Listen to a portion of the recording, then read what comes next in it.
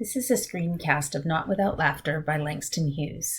Langston Hughes was born in 1902 and died in 1967. He was a poet during the Harlem Renaissance in the 1920s. His novel, Not Without Laughter, is a work of fiction, but generally considered to be autobiographical in nature. I loved reading this book. You're drawn right in from the beginning when a tornado hits their small town, damaging both the houses of the African Americans as well as their rich white neighbors. The young boy, Sandy, is dismayed to discover that the front porch of his house has been torn right off and blown away. I wonder if he was thinking of his porch when he penned the verse, "Humor is laughing at what you haven't got when you ought to have it." He spends the night sleeping not in the house but on the porch of his grandmother's white employer. After reading the novel, I look back on this event as foreshadowing the redefinition of his African American life as he emerges into the white American world. This reminds me of a quote from W.E.B. Du Bois's work, The Souls of Black Folks. "One ever feels his oneness, an American, a Negro, two souls, two thoughts, two unreconciled strivings, two warring ideals in one dark body whose strength alone keeps it from being torn asunder." After the tornado, Sandy's story begins to unfold. Langston Hughes cleverly shows the three options available to Sandy through the lives of his mother and his two aunts, the three sisters.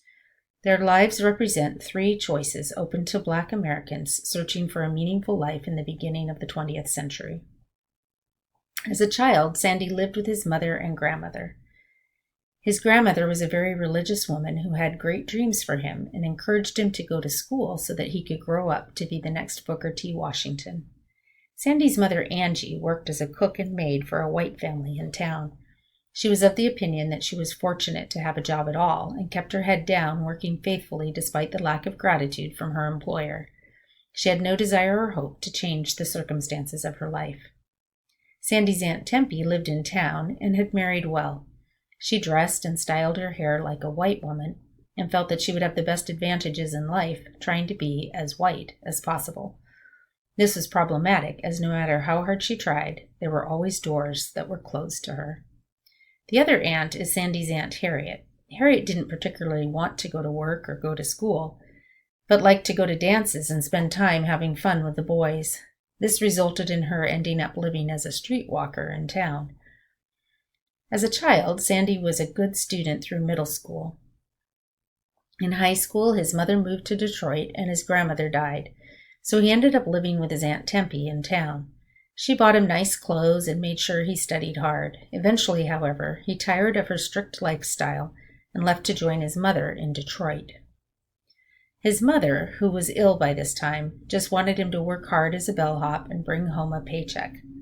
He began to feel trapped, as if his dreams of higher education could never happen. Sandy and the three sisters were determined to strive for meaningful lives within the societal pressures of power and oppression. One of his most famous quotes reminds us of the importance of resilience. "Hold fast to dreams, for if dreams die, life is a broken-winged bird that cannot fly."